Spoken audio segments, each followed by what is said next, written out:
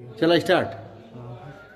हाय छात्रों, मैं आनंद सर बाबा गजेंद्र दास से आप लोग को मैं वॉइस पढ़ा रहा हूँ। वॉइस का मैं तीसरा भाग है। आप इससे पहले वॉइस जो पढ़े हैं, अब इसके बाद क्या होती है कि नेक्स्ट पॉइंट इसमें आता है मॉडल वर्ब। मॉडल वर्ब जो होते हैं उससे आपको जो पैसिव वॉइस में चेंज करना है, उसके लिए कुछ इसके रूल्स है, नियम है, तरीके हैं, एग्जाम्पल है जो मैं आप लोग को बता रहा हूँ। आप ये समझ जाइए कि मॉडल वर्ब जो होते हैं वो क्या होता है, कुछ हेल्पिंग वर्ब होते हैं। वो हेल्पिंग वर्ब को आप लोग पैसिव वॉइस में जब चेंज कराएंगे या करेंगे तो उसके लिए कुछ रूल्स होते हैं, वो मैं आप लोग के सम्मुख रखूँगा। जैसे कि मॉडल वर्ब क्या क्या है। मॉडल वर्ब आपका मॉडल वर्ब क्या क्या है, जैसे मान के चलिए मॉडल वर्ब आपका विल है। Will, shall, can, should, would हो जाएगा, मे हो जाएगा, माइट हो जाएगा, शैल, माइट इत्यादि शब्दमान फूल्ड हो जाएंगे। मे, माइट, फुल्ड, फुल्ड इत्यादि शब्द मान के चलिए कि इत्यादि शब्द आपका ये सब मॉडल वर्ब हो जा रही है। मॉडल वर्ब जो आता है तो इसके आगे आपको मतलब कि पैसिव वॉइस बनाने के लिए इसमें कुछ स्ट्रक्चर होते हैं। रूल ये समझिए कि इत्यादि ETC हम मान के चलते हैं। OUGST भी है आपका, माइट है, हो ही गया है। ETC हम कर रहे हैं। इसमें कुछ ऐसे शब्द हैं जो कि आपका मॉडल वर्ब है। मस्ट हो गया, MUST मस्ट इत्यादि शब्द हैं जो मतलब ये मॉडल वर्ब में आता है। इसका रूल क्या होती है, सब्जेक्ट हो जाता है पैसिव वॉइस में बनाने के लिए। आप फिर मॉडल वर्ब, मॉडल वर्ब, फिर वही आपका क्रिया का थर्ड फॉर्म और फिर अदर वर्ड। ये मॉडल वर्ब ये इत्यादि ये सब जितने भी आपको मैंने मॉडल वर्ब दिए हैं ये मॉडल वर्ब की जगह पर आते हैं। अब इसका एग्जांपल मैं एक ले लेता हूँ।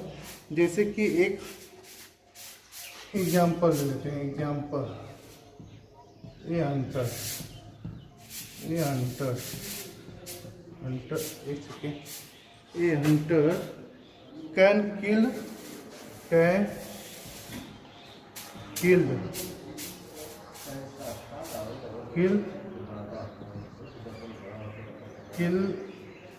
The tiger. ये एग्जाम्पल आपको मैं एक ले लिया हूँ। इसको मुझे पैसिव वॉइस बनाना है तो जानते हैं कि एक्टिव वॉइस ये है, तो पैसिव वॉइस में बनाने के लिए इसको हम सब्जेक्ट बनाते हैं। द लिख लेते हैं, द टाइगर, DI टाइगर, ये करता हो जाए। अब मॉडल वर्ब क्या है आपका, मॉडल यही सब है। तो कैन का आपका कैन बनेगा। सॉरी, आप लोग को एक चीज़ बता दूँ, इसमें मॉडल वर्ब के बाद बी लगाएंगे। बी के बाद भी फिर अदर वर्ड। तो अब टाइगर हो जाएगा टाइगर। मॉडल वर्ब क्या है, कैन को आप शायद फूड में भी बदल, कैन को कैन में ही रहने देंगे क्योंकि ये मॉडल वर्ब है। कैन बी क्रिया क्या है, किल है, किल बाई किसके द्वारा मारा जा रहा है, ये हंटर के द्वारा। ये आपका पैसिव वॉइस तैयार है। मॉडल वर्ब का कोई भी सेंटेंस रहे तो आप उसके लिए ये रूल अपनाकर इसको पैसिव वॉइस में बदल लेंगे। आपका नेक्स्ट हो रहा है पैसिव ऑफ इन्फिनिटिव। नेक्स्ट इसमें आ जा रहा है पैसिव ऑफ इन्फिनिटिव। चेंज करने के लिए पैसिव ऑफ इन्फिनिटिव क्या होती है, पैसिव ऑफ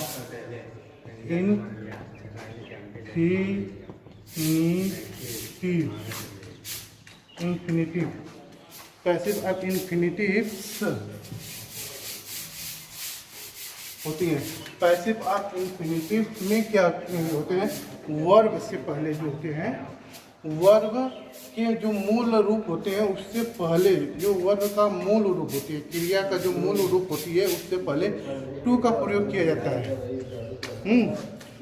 टू का प्रयोग हुआ रहता है तो उसको वो इन्फिनिटिव सेंटेंस होते हैं।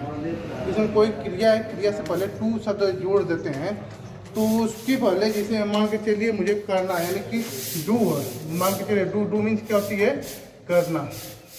एक क्रिया आपका है करने का, तो इसके पहले हमने टू लगा दिए तो इसको हम बोलते हैं इन्फिनिटिव। ये सेंटेंस ऐसा रहेगा तो मुझे पैसिव वॉइस बदलने के लिए क्या करना होता है, उसके लिए कुछ रूल होते हैं, उस रूल को हम लोग आगे चल के देखेंगे। ये समझिए कि वर्ब के मूल रूप से पहले जो टू शब्द लगता है, टू लगने से जो इन्फिनिटिव बनता है उससे पैसिव वॉइस में बदलने के लिए रूल का प्रयोग करते हैं। ये रूल, ये समझिए। इसमें आपको क्या करना है, सब्जेक्ट रहेगा, सब्जेक्ट के बाद is, are, am, was, were, has, have, had, plus इसमें आप to be plus to be plus क्रिया का थर्ड फॉर्म, फिर अदर वर्ड्स इसमें जोड़ते हैं। ये क्या होती है, पैसिव ऑफ इंफिनिटिव वर्ड होते हैं। तो उसके लिए मुझे पैसिव वॉइस बनाने के लिए इस रूल का प्रयोग करते हैं। एग्जाम्पल हम लेते हैं, एग्जाम्पल आपको मैं सिंपल तरीके से लेता हूँ। जैसे मैं बोलता हूँ I am to do this work, ये एक्टिव वॉइस है।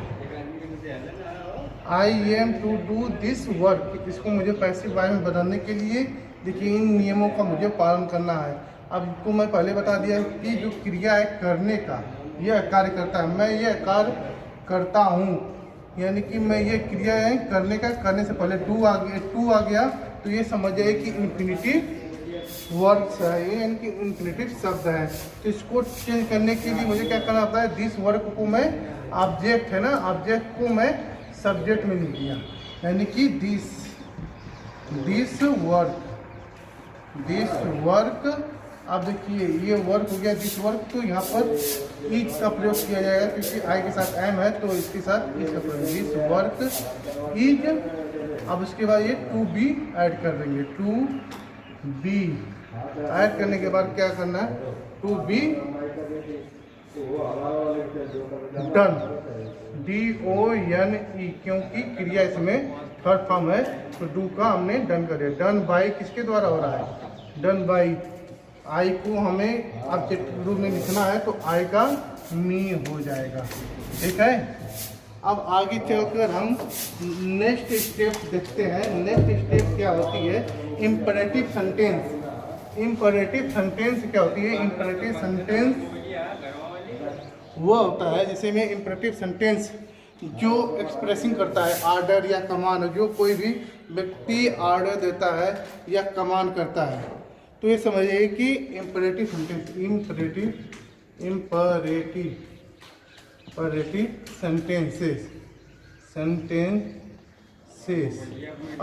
सेंटेंसेस, अब ये हमारा ऑर्डर हो गया, ऑर्डर हो जाएगा या कमांड हो जाएगा, CO कमांड, यानी कि अब ये समझिए कि इम्परेटिव सेंटेंस से ऑर्डर या कमांड का बोध होता है तो उसमें निम्न उसको पैसिव वॉइस में बदलने के लिए कुछ नियम का फॉलो करना पड़ता है। मतलब ये इम्परेटिव सेंटेंस वह होता है जिसमें ऑर्डर या कमांड का बोध करता है, कमांड का बोध करता है, तो उसको बदलने के लिए मुझे इस नियम का प्रयोग करते हैं। उसको पैसिव वॉइस में बदलने के लिए मुझे इस नियम का करते हैं। कमांड यानी कि जो कोई ऑर्डर दे रहा है या कोई मुझे कमांड कर रहा है उसके लिए। तो आप समझेंगे कि इसको पैसिव वॉइस में बदलने के लिए लेट प्लस यस सब्जेक्ट, ध्यान रखिएगा यहाँ पर लेट आपका पहले बन जाएगा पैसिव वॉइस में बदलने के लिए। Let plus be subject plus be plus क्रिया का third form in other words. Other words आपका ये तैयार हो जाएगा। यानी कि इसको पैसिव वॉइस में बदलने के लिए, पैसिव वॉइस करने के लिए रूल दिया गया है। कैसा? इंपरेटिव सेंटेंस जिसमें ऑर्डर या कमांड आपको करता है, तो ऐसे सेंटेंसेस रहेंगे तो उसको मुझे पैसिव वॉइस में बदलने के लिए इस रूल का मुझे प्रयोग करना पड़ेगा। जैसा कि मैं एग्जांपल आपको देता हूँ। एग्जांपल के आधार पर समझना आसान होती है। तो आप लोग को मैं एक एग्जांपल देता हूँ। Close the door, close the door. देखिए क्लोज द डोर आपका ये सेंटेंस से जो रहा है क्या है कि इसमें हमने क्या किया है, क्लोज को हमने ऑर्डर दिया है, ठीक है। इसमें ऑर्डर दिया हूँ या कमांड कर रहा हूँ या इसको बता रहा हूँ, ऐसा ही सेंटेंस ये मुझे बता रहा है। तो इसको बनाने के लिए मुझे क्या करना पड़ेगा कि इस नियमों का मुझे फॉलो करना पड़ेगा। पहले हमें इसको, ये एक्टिव वॉइस है, इसको पैसिव वॉइस में बदलने के लिए मुझे क्या लेट लिख देंगे। लेट, जैसा कि आप जानते हो लेट लिख दिए। अब ये आपका ऑब्जेक्ट है, ऑब्जेक्ट आपका सब्जेक्ट में हो जाएगा द डोर। डोर के बाद आपका ये सब्जेक्ट डोर हो गया, डी लिख देंगे।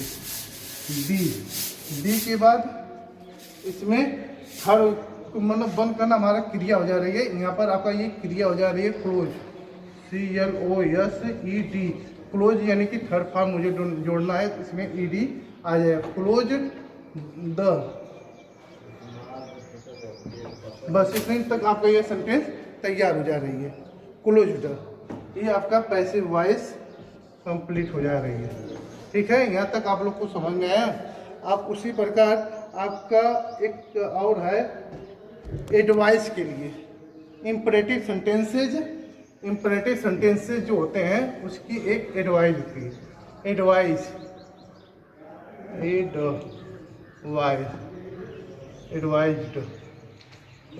होती है जो हम किसी को सलाह देते हैं, यानी कि सलाह देने की जो क्रियाएं होती हैं वो आपका इंपरेटिव एडवाइस यानी कि सलाह देने की जो कमांड कर रहा है वो क्रिया, उसके लिए आपको क्या करना है कि सलाह के लिए इसमें कुछ होते हैं। इंपरेटिव सेंटेंस वो होती है जिसमें सलाह से मुझे ये प्रतीक होता है कि नहीं ये व्यक्ति मुझे सलाह दे रहा है कि नहीं ये कार्य करना चाहिए, ये कार्य नहीं करना चाहिए। उसके लिए आपका इसको यानी कि एडवाइस संबंधित आपका कोई भी सेंटेंसेज है तो उसको पैसिव वॉइस में बदलने के लिए मुझे सब कुछ नियमों का पालन करना पड़ता है। वो नियम क्या होती है, सब्जेक्ट प्लस शुड इसमें प्रयोग करते हैं।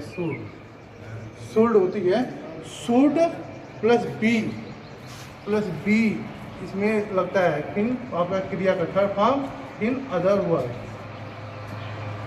कोई भी ऐसा सेंटेंस है जिसमें मुझे सलाह संबंधित यदि आपको सेंटेंस नजर आए तो समझिए कि नहीं हाँ ये मुझे सलाह दे रहा है, सलाह देने के लिए ऐसे नियमों का मुझे पालन करना पड़ेगा। जैसे कि एग्जांपल ले लेते हैं एक्टिव वॉइस का।